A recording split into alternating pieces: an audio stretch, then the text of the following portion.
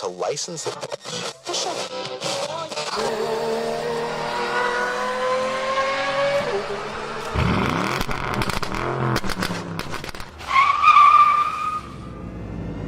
Meep, meep.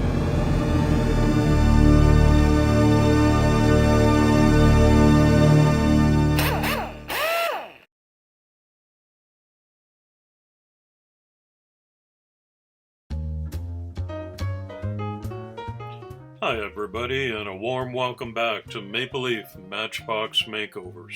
I'm Andrew, and on the bench today is a 1:64 scale Maisto Dodge Viper. Yet another car that I can only dream about driving in real life. How cool would that be? I've done a couple of Maisto models now, and I kind of like them.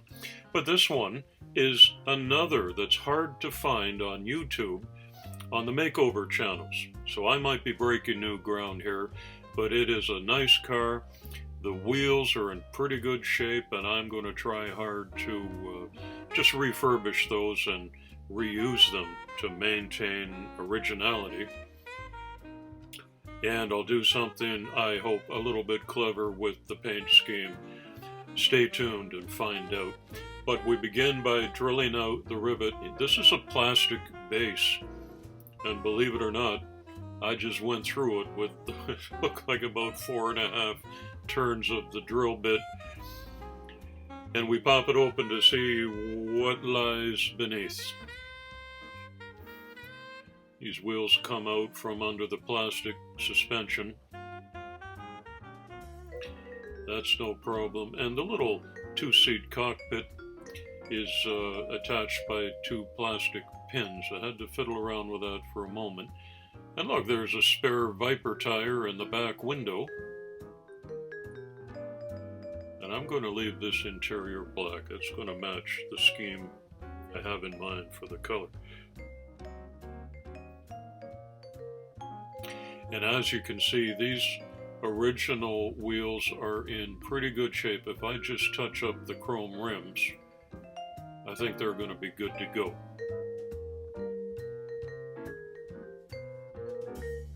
And I'll leave the base in black as well. Out comes the windshield in one piece. See the little rear view mirror and windshield wiper detail on that? It's in good nick, so I can clean that up too, and it's a nice body. I like the lines on the Dodge Viper very much.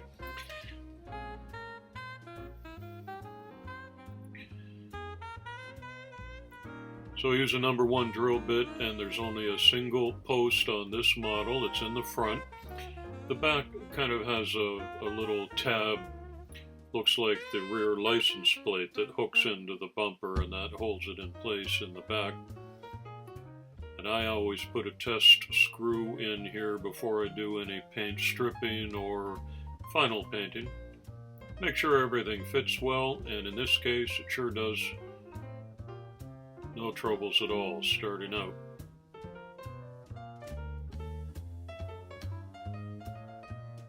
And I have learned, keep everything in one container, or you get to the end and you're missing an axle or a windshield that you've swept off the bench and never to be found again. One lap around that rim with the chrome pen, and I think they look great.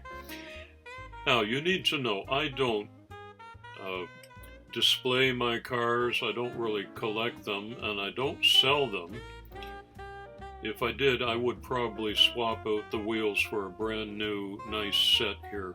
What I do when I'm finished is I bundle these cars up after they're restored in little bags, 3 in a bag, and these go back to the second-hand store where many of my starter cars came from. And I have an understanding with the owner, and they just give them away for free. I'm trying a new paint stripper and a new container, and that Viper looks like it was made to be lowered into that and pulled back out. I like to dip the cars instead of brushing them. And we'll cover that up, and we'll have to wait to see how effective that new paint stripping gel is going to be.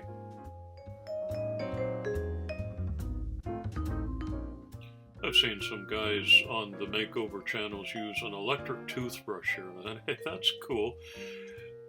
But I have no such tools. I just use my wife's toothbrush here, and she gets it back clean because it's soap and water.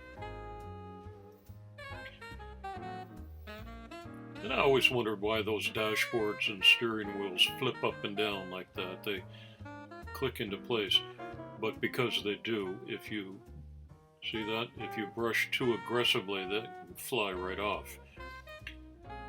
So I'm careful. These are delicate parts, and here's the stage of the game where we give some attention to the windshield, although it starts out pretty well.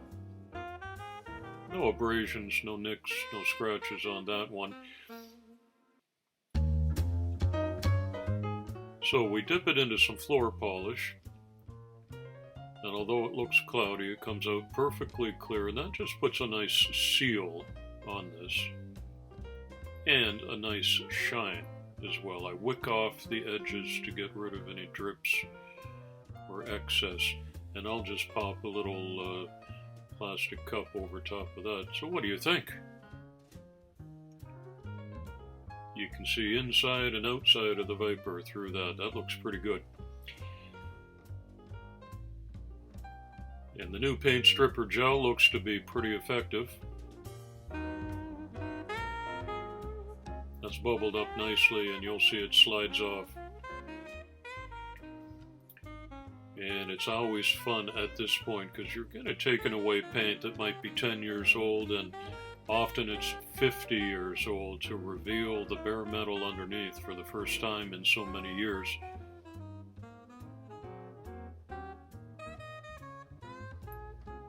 But this one doesn't have mirrors or spoilers on it. Sometimes those are the bits that get stepped on and bent or broken, or the ambulance is missing the beacon on the top. But this one came out fine. After the paint stripping, I put it in the laundry room tub and give it a good cleaning with a bristle brush.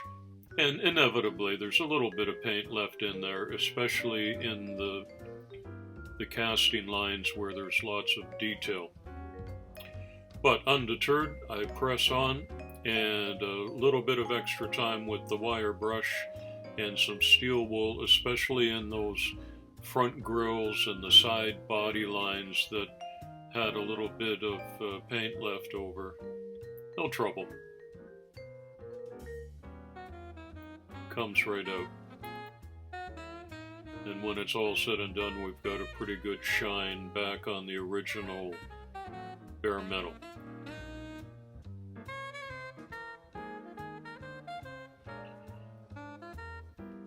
If you're new to Maple Leaf Matchbox Makeovers, I want to say thank you for visiting today, and if you're enjoying this video, please give it a thumbs up.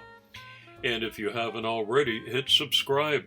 There's a little red button in the bottom right corner of your screen, and I'm pretty close to 50. It's just a new channel. It's only about 5 weeks old, and this is a new hobby for me, and I've had lots of extra time during the coronavirus lockdown to ply my trade, and I'm having lots of fun with it, and I hope you're enjoying these as well. So that's about as good as I can get it looking with my hand tools, and that's certainly good enough for the makeover process that I have in mind. And you can give it a once over front to back and top to bottom. And we're going to get ready for the spray booth. I live in Switzerland, so my supplies are all labeled in German, and this is just a degreaser that I use, because I've been handling it with bare hands and some oils. And this takes care of all of those impurities before it goes into my homemade spray booth. I had a neighbor who drove a Dodge Viper. I lived in a little island in Canada called Prince Edward Island. It's very tiny. And the speed limit on the highway in Prince Edward Island was 90 kilometers per hour. That's 56 miles per hour. And I used to smile. He would love that car and clean it and wax it and polish it in his driveway. But I don't think it ever got out of second gear in that. What a super muscle car.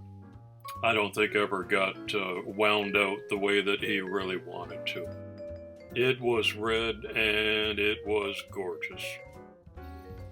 And my little Viper has gone from blue to white. That's the trick today. I'm just going to invert the colors, and that's a nice gloss white out of a rattle can. Wire brushes. You can do this hobby at home too without any great expense. I'm going to print my own decals for this restoration, and the original white stripes are now blue because the original blue body is now white.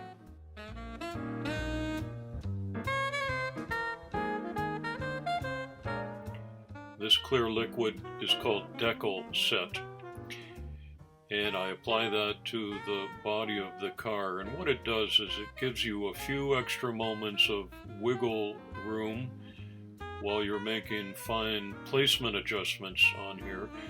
And if the decal goes across any of the body lines on the casting, it actually almost melts this, and the decal conforms to those lines. So you've got just enough time to put those into position, and I tried my best to make a perfectly straight line on those three different stripes. I think they came out pretty good. The refurbished wheels went back in, and the two-seat cockpit back on those two pins. Snap the windshield into place.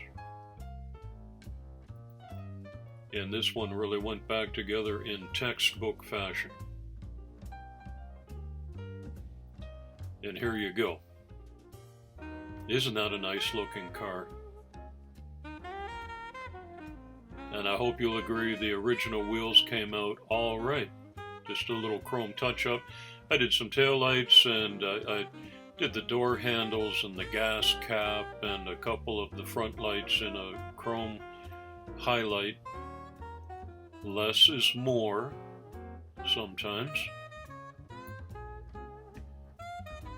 Got a new exhaust system on the bottom. And I'm very pleased with how that came out. So that's today's Dodge Viper color inversion. Here's how it started this morning.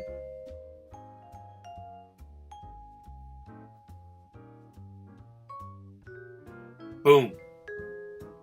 That looks cool. I'd drive it. And I'm glad you visited today, and I hope you'll be back real soon. It's coffee time.